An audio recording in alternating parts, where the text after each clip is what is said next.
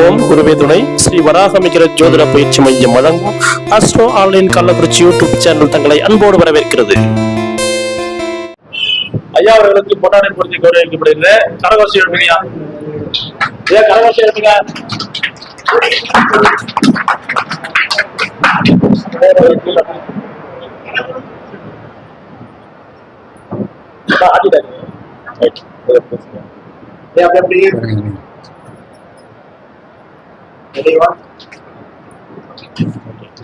சால போட்டுறேன் நான்.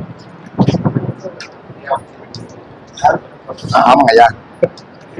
இந்த வராகமிகள் ஜோதிட மையத்திற்கு வந்திருக்கும் அனைத்து நல்ல உள்ளங்களுக்கும், இந்த வராகமிகள் ஜோதிடத்தை சிறப்பாக நடத்தி கொண்டிருக்கும் இந்த வராகமிகள் ஜோதிடத்தின் மையத்தின் தலைவர் திரு ஏழுமலை ஐயா அவர்களுக்கும், மற்றும் நல்லையன் ஐயா, சீனிவாசன் ஐயா மற்றும் நிர்வாகிகள் மற்றும் நம்மளுடைய ஜோதிட சாம்பான்கள், ஜோதிட மாணவர்கள் அனைவருக்கும் வருக வருக என இந்த காலை வணக்கத்தை தெரிவித்துக் கொண்டு, இந்த வராகமிகள் ஜோதிட மையத்தை சிறப்பாக நடத்தி கொடுத்திருக்கும் ஐயா அவர்களுக்கு என்னுடைய திரு மகாஸ்ரீ ராஜராஜனுடைய சார்பாக இந்த பொன்னாடையை போட்டு கௌரவிக்கப்படுகிறது என்பதை பணிவுடன் தெரிவித்துக் கொள்கிறேன்.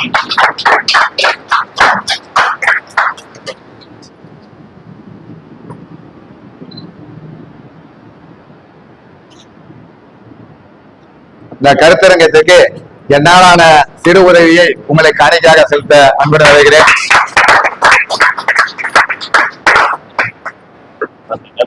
Thank you thank you.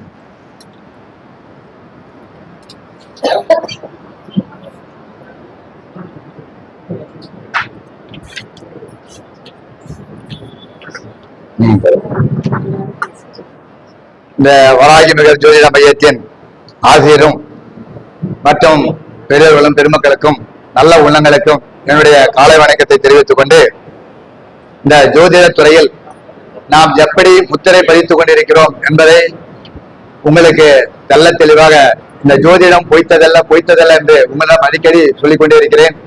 ஜோதிடம் பொய்த்ததல்ல, ஜோதிடம் சொல்றவர்களே பொய்த்தவர்கள். அதனால் நாம சரியாக ஆராய்ந்து இந்த ஜோதிடத்தின் வாயிலாக மக்களுக்கு சொல்லக்கூடிய காரியங்கள் அனைத்தும் கட்டாயமாக நம்ம ஜெயிக்க வைக்கப்பட்டு நம்ம கௌரவிக்கப்படும் என்பதை இத்தருணத்தில் தெரிவித்துக் கொண்டு, இந்த ஜோதிட துறையில் இப்பொழுது உங்களுக்கு தெரிஞ்ச விஷயமா இருந்தாலும் தெரியாத விஷயமா இருந்தாலும் எனக்கு தெரிந்த கருத்துக்களை உங்களிடம் முன்வைக்கிறேன்.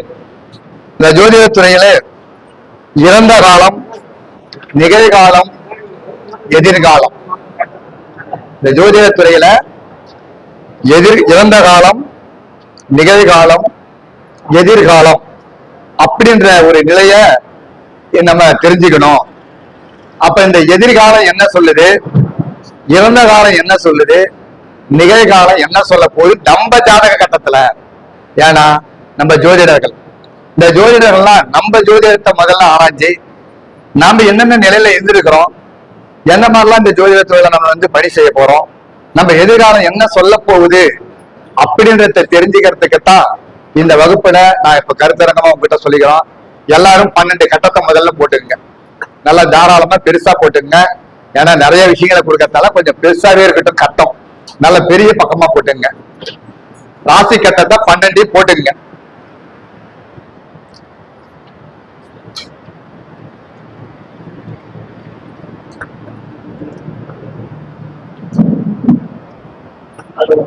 ஏன்னா போர்டு இருந்தா நானே போட்டுருவேன், அதாலதான் உங்களை போக சொல்லி நினைக்கிறேன். பொறுமையா கேட்டுங்க. இந்த விஷயம் நிறைய விஷயங்கள்ல அதெல்லாம் கொஞ்சம் நல்லா தெளிவா எடுத்துங்க.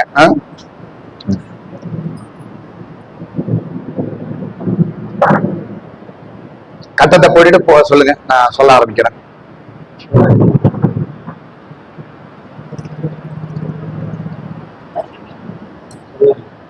எல்லாம் கட்டத்தை போட்டுக்கிட்டீங்களா? சரி. மேச ராசி, அதுல இறந்த காலமே எதுங்க, இறந்த காலம். மேச ராசியில நம்பர் மேல 1ன்னு கூட போட்டுங்க. 12 கடத்துக்கு 1, 2, 3 கூட போட்டுக்கிட்டு, மேச ராசியில இறந்த காலம், அதனுடைய இடம் நெருப்பு ராசி. நல்லா கேட்டுங்க, அதுல நெருப்பு ராசி, அதனுடைய திசை கிழக்கு. இது 3 ஆட் பண்ணீங்க. மேச ராசியில இறந்த காலம், நெருப்பு ராசி, அதனுடைய திசை கிழக்கு, அது சரராசி. அத 4 புட் பண்ணீங்க. சரராசி. அடுத்தது ரிஷிபம். ரிஷபத்துல நிகழ்காலம் நிலராசி, அதுக்கடுத்து திற ராசி, அதாவது தெற்கு திசை. சரம் திறம், திறம் திறம்ன்றது ரெண்டாவதுல போட்டுங்க. தெற்கு திசை வந்து தெற்கு. ஒன்னொன்னு 4 புட் பண்ணீங்க. நிகழ்காலம், திறராசி, நிலராசி, தெற்கு, சரம் திறம். ஆமா. அடுத்தது மிதுனம், உபயராசி, எதிர்காலம், காற்று ராசி, திசை மேற்கு. ஐயா வணக்கம்.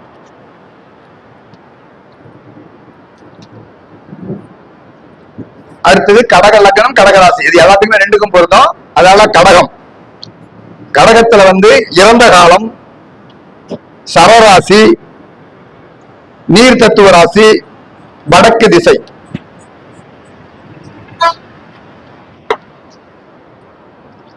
அடுத்து சிம்மம், சிம்மத்துல நிகழ்காலம், திறம் ராசி, நெருப்பு ராசி, பட் கிழக்கு திசை. நெருப்பு, திறம், நிகழ்காலம், கிழக்கு. அடுத்து கன்னி, சொல்லலாமா? கண்டி, எதிர்காலம், உபயராசி, நிலராசி, தெற்கு திசை.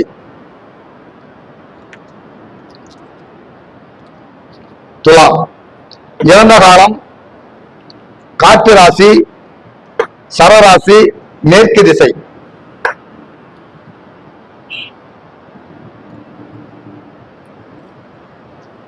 விருச்சகம், நிகழ்காலம், திறம் ராசி, நீர் ராசி, வடக்கு திசை.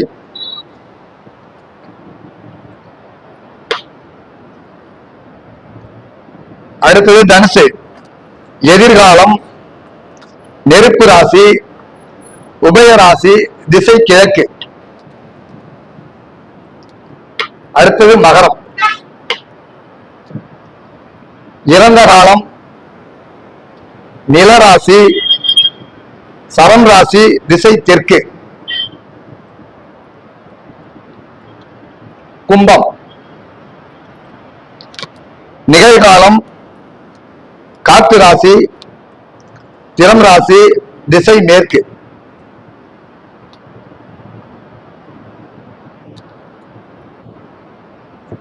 அடுத்தது மீனம், எதிர்காலம், நீர் ராசி, உபயராசி, திசை வடக்கு. இதுல குறிப்பா வச்சுங்க, சரராசின்னு இருந்தாங்கன்னா, எல்லாருமே சரராசின்னு இருந்தாங்கன்னா அவங்களுக்கு கடன் வளர்ந்துகிட்டே இருக்கும், கடன் வளரும். அதே போல 6ஆம் இடம் கெட்டு வச்சுன்னா கடன் இருந்துகிட்டே இருக்கும். இது சரராசிக்காரங்களுக்கு. அடுத்தது திறம் ராசிக்காரங்களுக்கு கடன் வந்து சேர்ந்துகினே அதிகமாவே இருந்து இருக்கும். யாருக்கு திறராசியில் இருந்தாலும் கடன் வந்து தொடர்ச்சியாவே இருக்கும். இதெல்லாம் நீங்க ஜோதிடத்தை தெரிஞ்சுக்க சொல்றதுக்கு தான். தொடர்ச்சியாவே இருக்கும். 6ஆம் இடத்துல கிரகம் இருந்தாலும் கடன் இருக்கும், நோய் இருக்கும். அடுத்தது உபயராசி, உபயராசில கடன் இருக்கும், ஆனா அடைஞ்சிடும். 6ஆம் இடத்துல இருந்தா கூட கடன் வந்து முழுமையா அவர் அடைச்சிடுவார், அவர் கர்மாவை சேர்த்துக்க மாட்டார். அப்படின்றது முதல்ல இந்த ராசிகளுக்கு தெரிஞ்சுக்க. அதுக்கு அடுத்தது இந்த இறந்த காலம், நிகழ்காலம் அப்படின்னு சொல்றோம்ல, இந்த இறந்த காலம் அப்படின்றது வந்து 1, 4, 7, 10 எல்லாம் எழுதிங்க. இறந்த காலம் என்பது 1ஆம் இடம், 4ஆம் இடம், 7ஆம் இடம், 10ஆம் இடம். இறந்த காலம் என்பது 1ஆம் இடம், 4ஆம் இடம், 7ஆம் இடம், 10ஆம் இடம். நிகழ்காலம் என்பது 2ஆம் இடம், 5ஆம் இடம், 8ஆம் இடம், 11ஆம் இடம். அடுத்தது எதிர்காலம் என்பது நிகழ்காலம் 2, 5, 8, 11. இறந்த காலம் முடிஞ்சிச்சு, நிகழ்காலம் முடிஞ்சிச்சு. எதிர்காலம் 3, 6, 9, 12. இந்த 3 காலத்துல நம்ம ஜாதகத்துல 1ஆம் இடத்துல என்ன கிரகம் லக்னாதிபதியில அப்ப இறந்த காலம் நம்ம பிறக்கத்துக்கு முன்ன என்ன நிலையில இருந்திருக்கிறோம், 4ஆம் இடத்தை எப்படி நம்ம சுற்றலாம் அனுபவிச்சு வாழ்ந்திருக்கிறோம், 7ஆம் இடம் நம்மளுடைய குடும்ப நிலை என்ன நிலையில இருக்கு, 10ஆம் இடம் எவ்வளவு கர்மா வாங்கிக்கிறீங்க. இது ஜோதிடம் படிக்க தெரிஞ்சவங்களுக்கு உங்களுக்கு எல்லாருமே தெரியும். இந்த இடத்தெல்லாம் ஆராய்ஞ்சு பாருங்க. ஃபர்ஸ்ட் புரியுதுங்களா? 1, 4, 7, 10 இறந்த காலம். அடுத்தது 2, 5, 8, 11 நிகழ்காலம். நிகழ்காலம்னா இன்னைக்கு நடக்கிற நிலை என்ன? இந்த 2ஆம் இடத்துல நம்மளுடைய வாழ்க்கையில என்ன நிலையில நாம இருந்துட்டு இருக்கிறோம். 5ஆம் இடம் பூர்வ புண்ணிய ஸ்தானத்துல எந்த மாதிரி எல்லாம் நமக்கு சொத்து இருக்குதா, இல்ல குலதெய்வம் எப்படி இருக்குது, நம்ம வாழ்க்கை எப்படி இருக்குது. 8ஆம் இடம் நம்மளுடைய தொழில் ஸ்தானம் எப்படி இருக்கு, 8ஆம் இடத்துல என்ன கிரகங்கள் உட்கார்ந்து இருக்குது, வாழ்க்கை எப்படி இருக்குது, ஆயுள் எப்படி இருக்குது. 11ஆம் இடம் நம்மளுடைய லாபஸ்தானம் எப்படி இருக்குது, நம்மளுடைய எதிர்நிலையில எப்படி எல்லாம் பண்ணிட்டு இருக்கிறோம்ன்றத இந்த நிகழ்காலம் இப்ப சொல்லிட்டு இருக்கு. இது ஆராய்ச்சி பாத்தீங்கன்னா உங்க தேர்தல் தெரியும். அடுத்தது எதிர்காலம் 3, 6, 9, 12 இப்படிதான் நம்ம வாழ்க்கையை எதிர்கொள்ள போறோம். 3ஆம் இடத்துல என்ன கிரகம் இருக்குது, அது வேலையை குறிக்கும், தைரியத்தை கொடுக்கும், சகோதரனை கொடுக்கும், சகோதரன் என்ன மாதிரி இருப்பான்றத எதிரியா இருப்பான்றதை சொல்லிடும். 6ஆம் இடம் கடனை கொடுக்கும், உடல்நிலையை கொடுக்கும், உடல்நிலை சிக்கலை கொடுக்கும், அதே போல வேலையும் கொடுக்கும். அதே போல 9ஆம் இடம் அப்பாவோட வழி, தாத்தாவோட வழி, பாட்டனார் வழி. நல்லா கேட்டுங்க, தாத்தா பாட்டன் 9ஆம் இடத்தை எல்லாத்தையும் வச்சுக்கலாம். அதுல என்னென்ன நிலையில நம்ம ஆயிருக்கிறோம், நம்ம இப்ப நல்ல நிலையில அந்த கிரகம் இருக்குது, அந்த நிலைக்கு தகுந்த மாதிரி நம்ம வாழ்க்கை எப்படி இருக்குது. அதுக்கு அடுத்தது 12ஆம் இடம் அயனம், சயனம், போகம். இந்த மூணையை பத்தி பேசுற இடம் 12ஆம் இடம். அப்ப அயனம் என்ன நிலையில இருக்கிறோம், சயன போகத்துல எப்படி இருக்கிற அந்த வாழ்க்கை அப்படின்றத இந்த நிலையை வச்சு, இந்த இறந்த காலம், எதிர்காலம், நிகழ்காலத்தை வச்சு உங்க வாழ்க்கையை கணிச்சுக்கலாம். இது முடியுமா முடியாது? தெரிஞ்சுக்கிறா? புரியுதுங்களா உங்களுக்கு? ரைட். இப்ப இந்த ஜோதிட துறையை வச்சுக்கிட்டு மாந்திரிக துறைக்கு போறோம். நல்லா கேட்டுங்க, இந்த ஜோதிட துறையை வச்சுக்கிட்டு நம்ம மாந்திரிக துறைக்கு போறோம். எல்லா பிரச்சனையும் சால்வ் பண்ண சார். மாந்திரிகம் என்பது கருமாந்திரிகம், வெண்மாந்திரிகம், உருமாந்திரிகம். இந்த கருமாந்திரிகம் அப்படின்றது என்னன்னு கேட்டீங்கன்னா, சாம்பல், எலும்புக்கூடு, அதுக்கு அடுத்தது இந்த மாதிரி வயசானவங்களுடைய நிலை, அந்த பொருள்லாம் வச்சு செய்யறது கருமாந்திரிகம். அது கெடுதல் வேலைக்கு நிறைய பயன்படும். உருமாந்திரிகம் யாகம், பொம்மை இதெல்லாம் சேர்த்து வைக்கிறது உருமாந்திரிகம். வெண்மாந்திரிகம் தாந்திரிக பரிகாரங்கள், உங்களுக்கு உடனுக்குடன் சொல்லி அதை உடனுக்குடன் செய்யறது வெண்மாந்திரிகம். அப்ப இந்த வெண்மாந்திரிகத்துலதான் இப்ப நம்ம கிட்ட சொல்ல போறோம். இந்த வெண்மாந்திரிகத்துல நம்ம எப்படி ஜெயிக்கிறது அப்படின்றது. இப்ப இந்த திசையில இப்ப உங்க வீட்டுக்கு உங்ககிட்ட வராங்க, நான் எந்த திசையில வீடு கட்டலாம், எந்த திசையில குடியேறலாம், எந்த திசைக்கு போனா நான் நல்லா பழைப்பேன், எந்த திசையில போய் இடத்த வாங்குறது, எந்த திசையில போய் நான் தொழில் பண்றது அப்படின்னு சொன்னீங்கன்னா, அவங்க எந்த லக்னமா இருந்தாலும் நீங்க எழுதிருக்கிறீங்க கிழக்கு தெற்குன்னு. அப்ப சூரியன் இருந்தால் கிழக்கு எழுதிக்கீங்க, சூரியன் இருந்தால் கிழக்கு,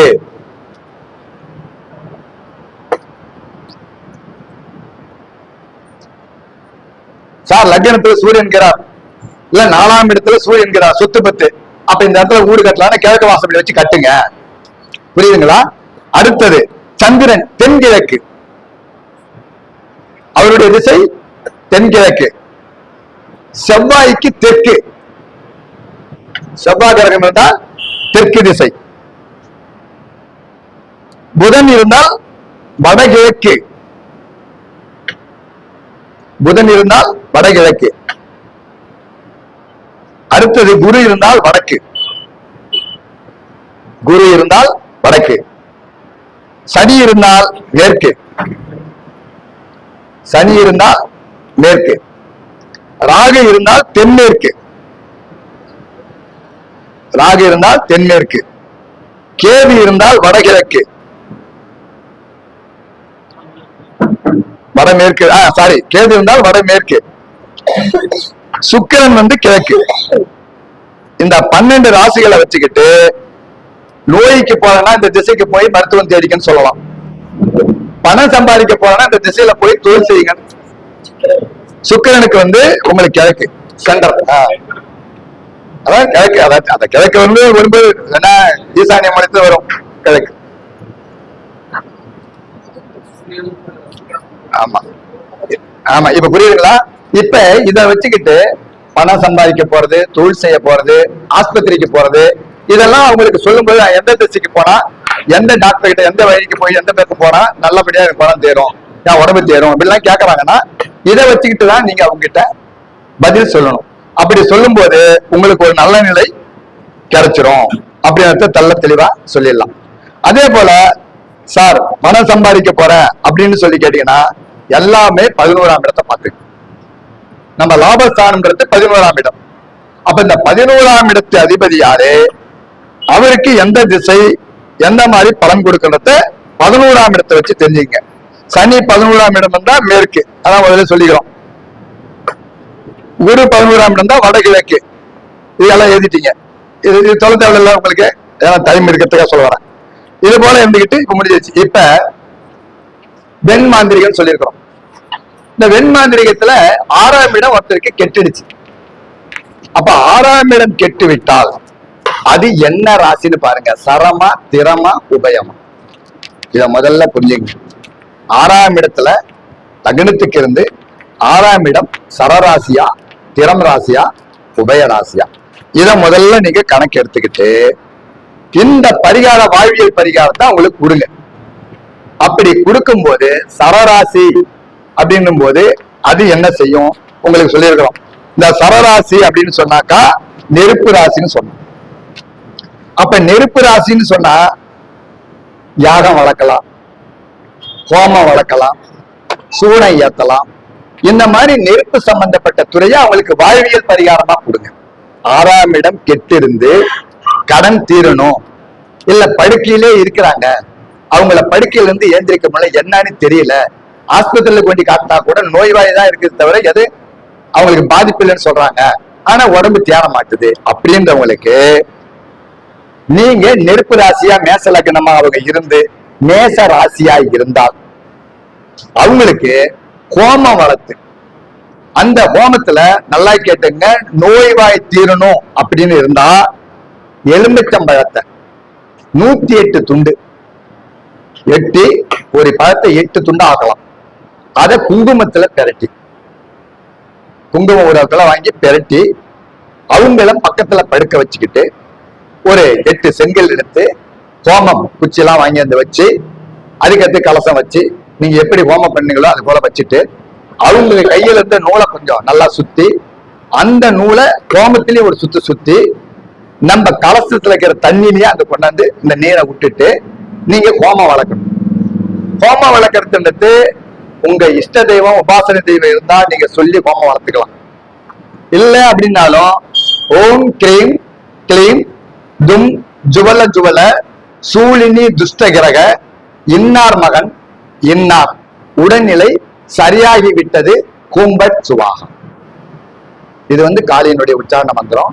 இதை நீங்க பயன்படுத்தி 108 முறை அவங்க தலையை சுத்தி அந்த எலுமிச்சம்பழத்தையும் அந்த குங்குமத்தையும் பெருட்டி அந்த ஹோமத்துல போட்டு வேப்பெண்ணெய் விட்டு நெய் விட்டு அந்த ஹோமத்தை வளர்க்கணும். அப்படி வளர்த்து லைன் பண்ணி கொடுக்கும் போது தேராத உடல்நிலை கட்டாயமாக தேரும். அதற்கடுத்தது அவங்க உடம்புல 4 எலுமிச்சம்பழத்தை ஆண்டிகிலேஸ் தான் ஒரு 27 சுத்தி சுத்தி உடம்பெல்லாம் தடவி முக்குட்டுல கொண்டு போய் போட்டு காலாலம் வச்சுட்டு குளிச்சிடலாம். அந்த மாதிரியும் பண்ணலாம். வெண்கடுகு எடுத்து தீபம் ஏற்றி அவங்கள உடம்பெல்லாம் தடவி அதை எடுத்து தீபமா ஆக்கி வேப்பனையில போட்டு எரிச்சிங்கனாலும் அந்த உடலில் இருக்கக்கூடிய துஷ்ட ஆவிகள் போகும். அதே போல வெண்கடுகு ஒரு 4 எலுமிச்சம்பழத்தெல்லாம் எடுத்து இந்த செவுத்துல போட்டு அப்படியே தடவி எடுத்துட்டு ஒரு கருப்பு துணியில கட்டி வேப்பனையில போட்டு நினைச்சிங்கனாலும் அந்த வீட்டுல இருக்கிற கெட்ட சக்திகள் போகும். இதெல்லாம் அந்த 6ஆம் இடத்தினுடைய அதிபதியில நெருப்பு ராசியா இருந்தால் யாகம் வளர்த்து குணப்படுத்தலாம்.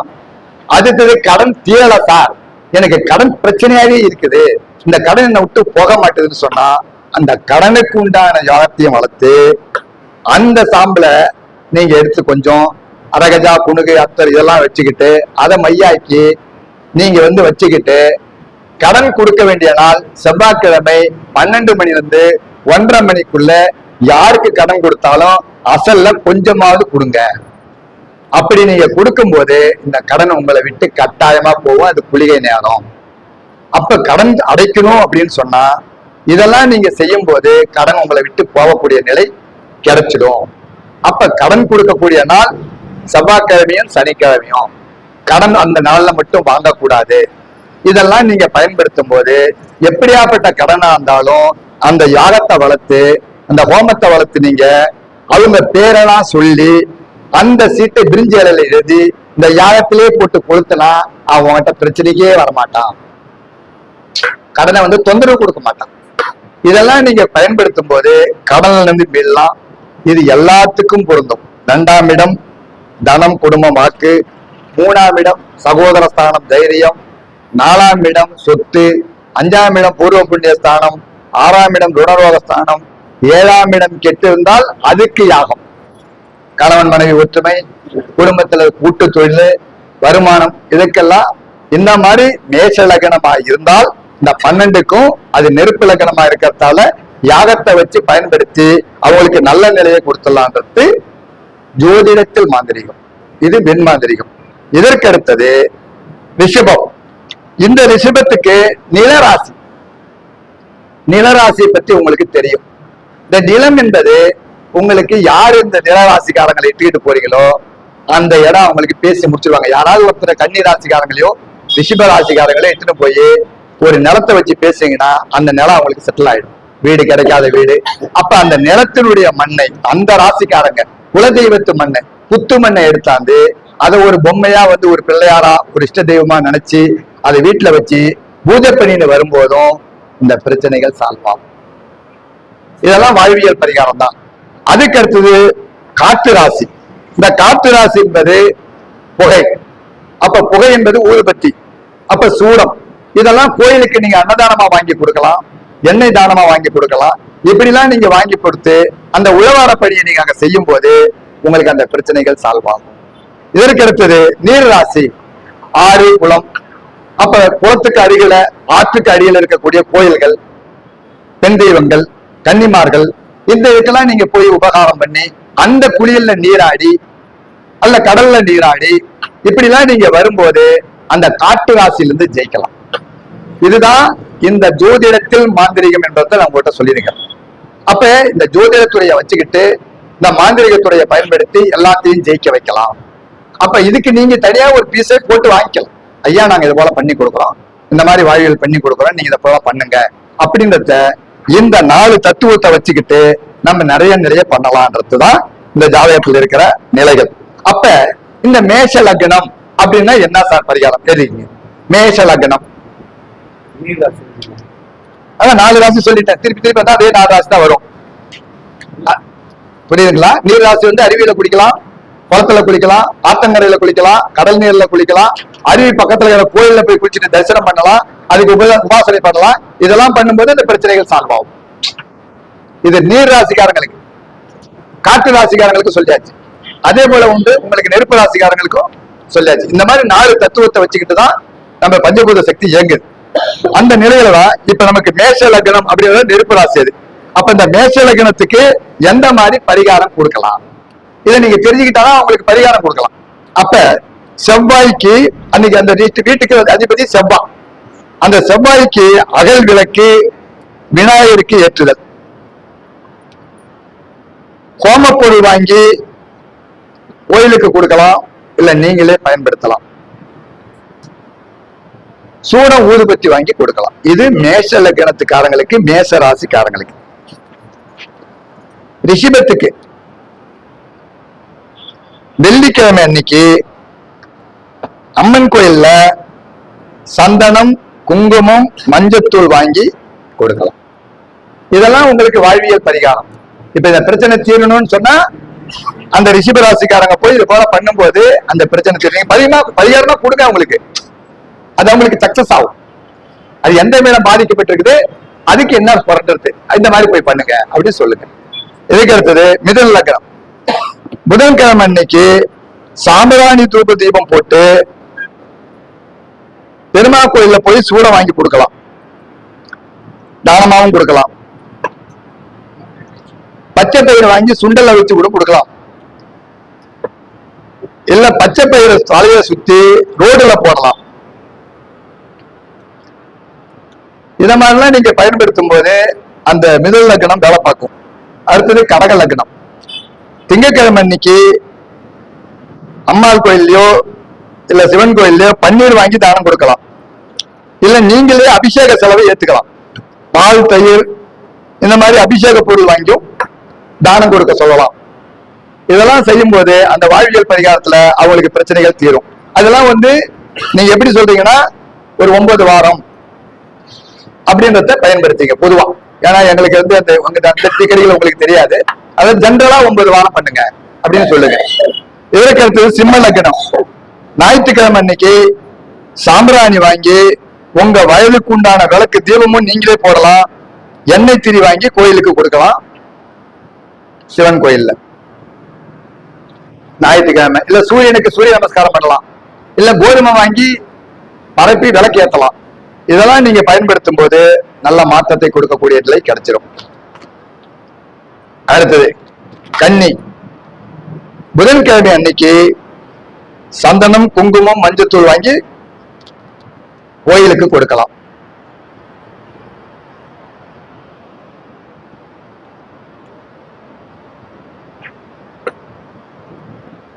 துலா லக்னத்துக்கு அதேதான். வெள்ளிக்கிழமை அன்னைக்கு அம்பாள் கோயில்ல சாம்பிராணி, சூடம், ஊதுபத்தி இதெல்லாம் நீங்க தானமா தரலாம்.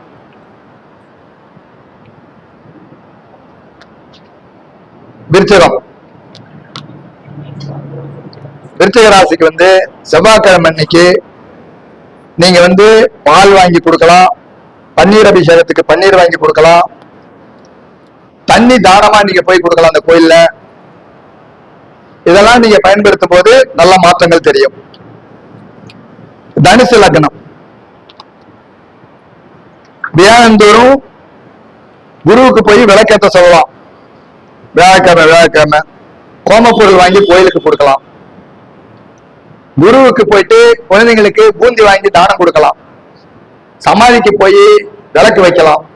இதெல்லாம் நீங்க பயன்படுத்தும் போது அந்த தனுசு வேலை செய்ய ஆரம்பிச்சிடும். மகர லக்னம். சனிக்கிழமை அன்னைக்கு சிவன் கோயிலு இல்ல வீரன், ஐயனார், கருப்பன், மாடசாமி எது இருந்தாலும் பரவாயில்ல, இந்த மாதிரி உக்கிரமான தெய்வங்கள் ஆஞ்சநேயர் இருக்கலாம். சந்தனம், மஞ்சள் தூள், குங்குமம் தானமா வாங்கி கொடுக்கலாம்.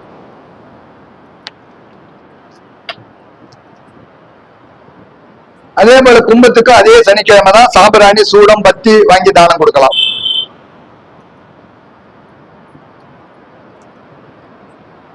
மீனத்துக்கு பன்னீர், பால், விநாயகருக்கு அபிஷேகம் இதெல்லாம் பண்ண சொல்லலாம்.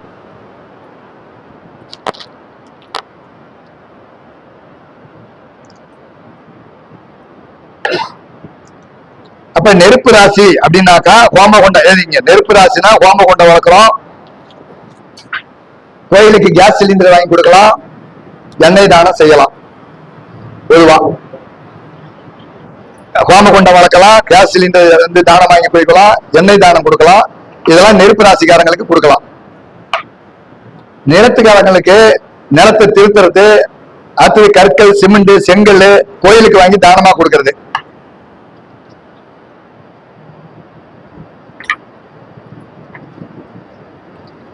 நீர் ராசிக்காரங்க போர் போட்டு தரத்து, தண்ணி டேங்க் வச்சு தரத்து, தண்ணி டேங்க் தொட்டி கட்டி தரத்து, மோட்டார் வசதி வச்சு கொடுக்கறது, பைப் லைன் பதிச்சு கொடுக்கறது கோயில்களுக்கு.